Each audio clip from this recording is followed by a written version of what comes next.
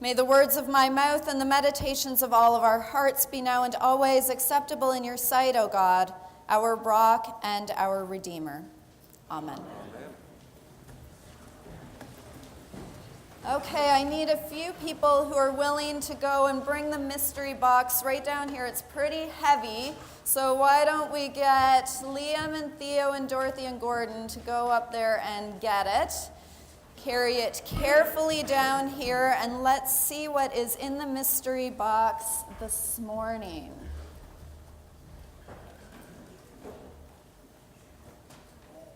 Whoa. Oh, wow, okay.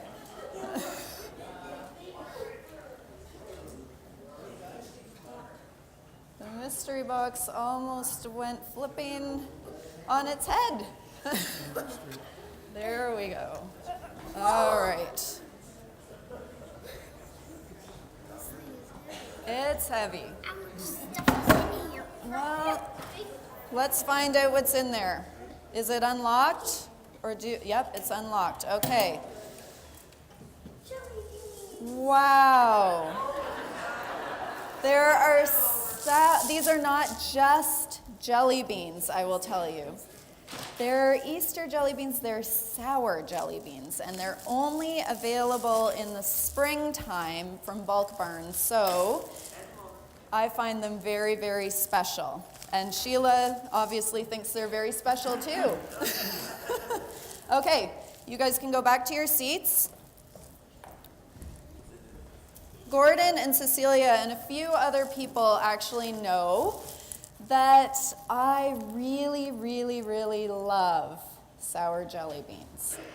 And like I said, they're only available a special time of year. And so what we do is we stockpile them. Cecilia and Gordon, about how many bags of these have I already bought this year?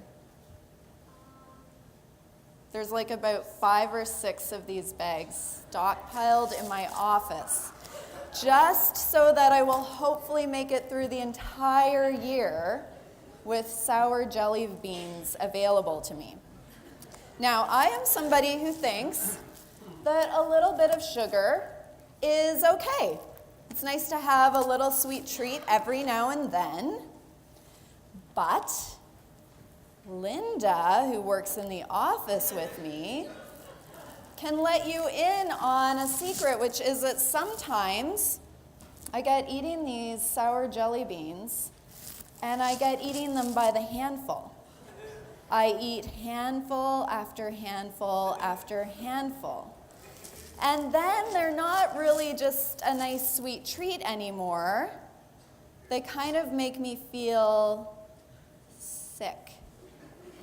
And they make me feel like I don't really want to eat like my lunch because I'm so full of sour jelly beans.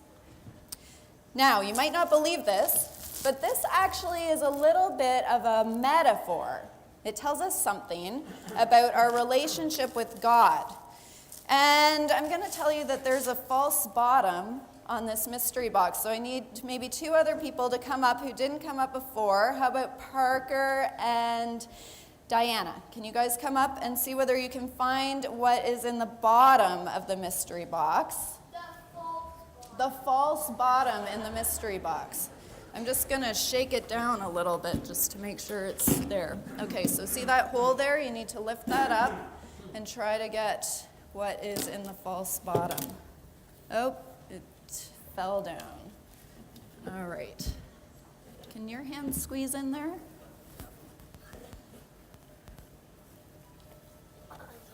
All right, just a second. We've got to shake down this mystery box. Let's hope that that gets it for us. All right. No, it's still not there. It must be really stuck in there. Okay. I can see it. You can? You can see it? I can see it.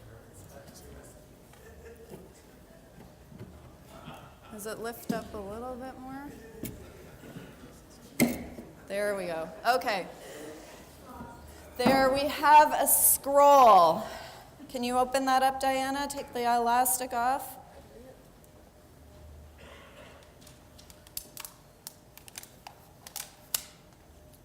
This is a message to us from the prophet Isaiah.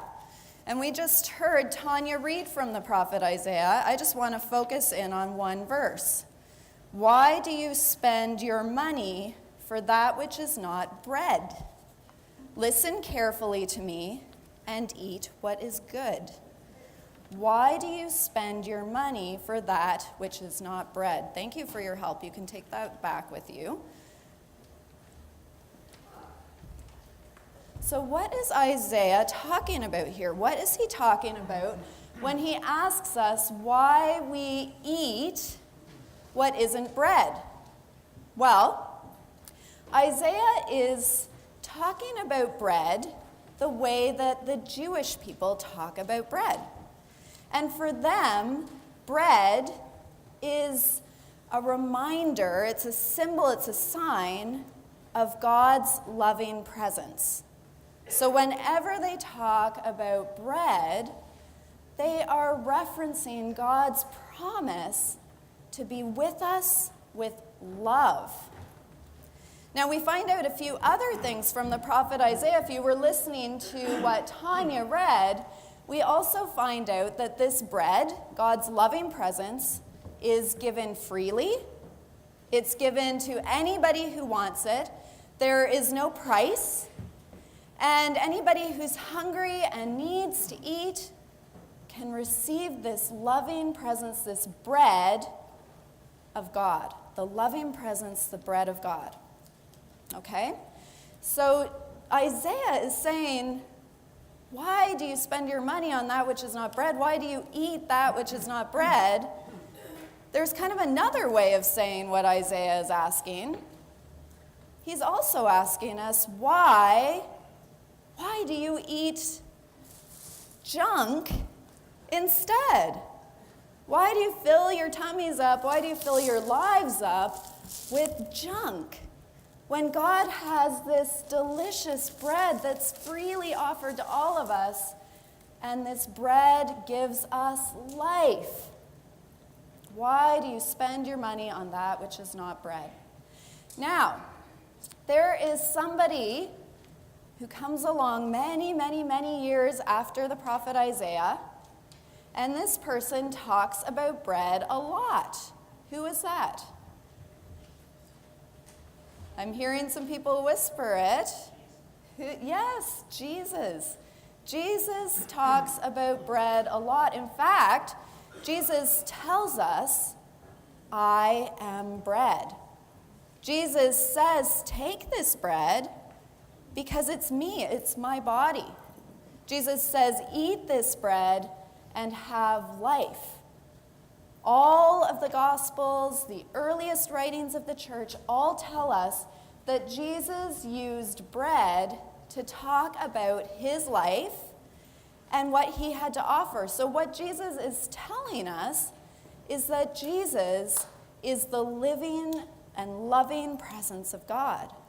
And if we're going to be part of Jesus' life, then we are going to be part of the loving presence of God. There you go. So, that brings us to today. Today, we are starting communion classes in Sunday school. Can you show your hands if you're going to be part of the communion classes in Sunday school? We have a couple of people who are part of those classes. We used to call the classes First Communion classes, but now we just call them communion classes because some families choose for their children to wait until they've taken the classes before they start receiving communion, but some families choose for their children to start receiving communion when they're, very young. So we just offer these classes as a way of learning about this thing that we do week after week after week after week when we gather and worship. We come to God's table and we receive communion. I thought, and Tanya thought, and Scott thought, that maybe a good thing to do with the communion classes this year would be to start with a lesson for all of us. Because put up your hands if you understand absolutely everything that there is to know about the bread and wine of communion. We all get to keep learning. We all get to keep learning about God's mysteries and drawing closer to God's mysteries. So those who are in the communion classes, all of us are joining you today in just getting a refresher or a lesson or a new insight into what is happening and why when we gather at God's table. Now, I think that the Jellybeans and the prophet Isaiah and Jesus all have something to tell us about why it is so important for us to come to God's table with our hands out to receive the bread of life. Because, as Isaiah said, we have a really strong tendency to choose to fill our lives with junk. And when we come to God's table and we stretch out our hands to receive communion, we are saying, God, I want to fill my life with your bread. I want to be filled with good things. I want to be close to your loving presence. God, please join me again into your loving presence and fill my life with good things, with the bread of life, not the junk. Now, do you think that Isaiah was really talking about sour jelly beans when he asked this question all these centuries ago? No, I don't think Isaiah ever heard of sour jelly beans. Poor guy. What are some of the junky things that we fill our lives with instead of God? Yeah, Dorothy. Ice cream, yeah. Well, let's think about not food. Let's think about some of the things that maybe push God out of our lives. Can you think of, I was thinking, maybe if we say mean things about other people, that kind of fills our lives with junk instead of God's loving presence. Can you think of other things like that? Yeah. Bullying, what a great example. If we bully others, that pushes out the loving presence of God and fills our lives with junk. What else? Anybody up there?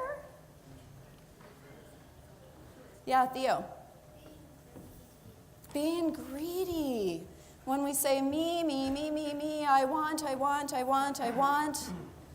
That fills our lives up with junk, and we don't have room for the loving presence of God. Okay, so there are a lot of things like that. Dorothy?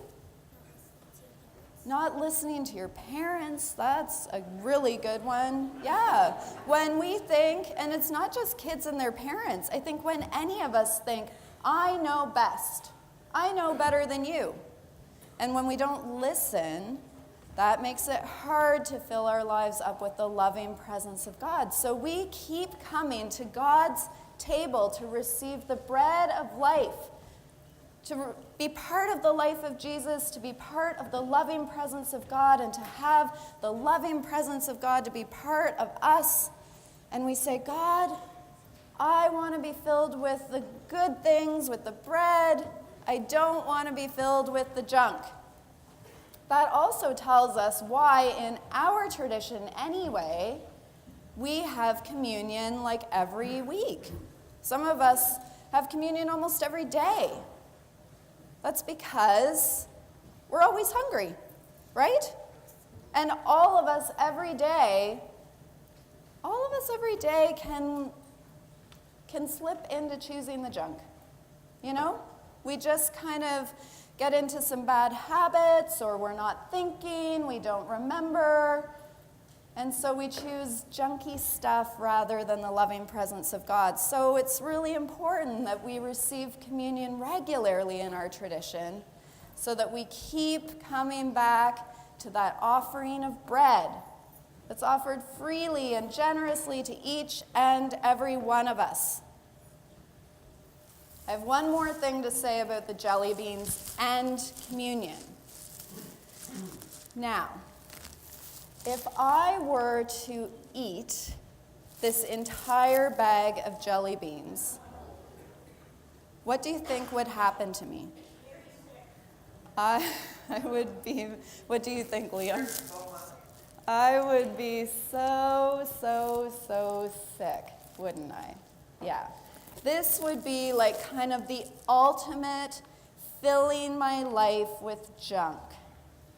However, if I were to say, send this bag of jelly beans down to coffee hour, and you were to put it in a bowl and everybody got just a couple of jelly beans, then that would be okay.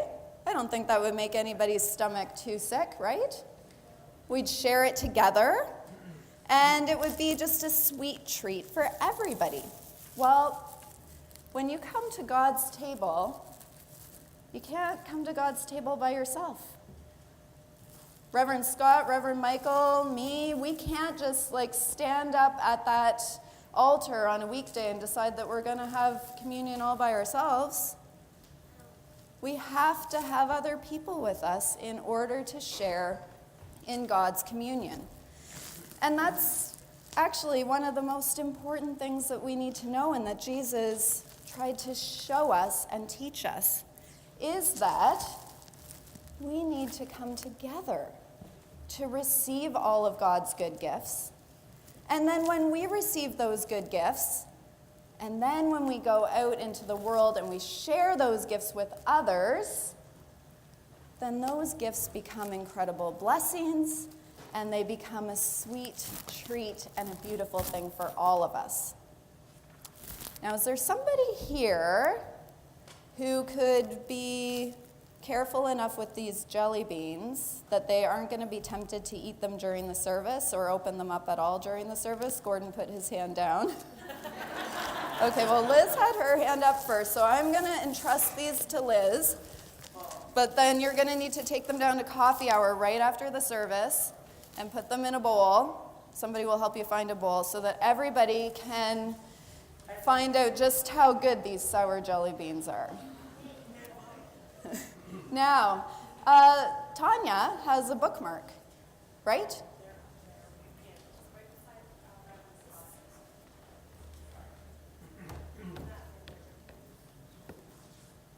So I thought that this verse from the prophet Isaiah was such an important verse and such a good way of remembering that we are invited to fill our lives with God's love, not junk, that I thought that I would give you each a bookmark to take from here with that verse on it. And on the back, it has, when you do this, remember me. So it connects it to communion and our worship here at St. George's. And you can keep close to that verse in the coming weeks. There you go. Okay, thank you for your help this morning. We're going to continue with a time of prayer, and I think that Owen is leading us in prayer this morning. Is that right? Okay.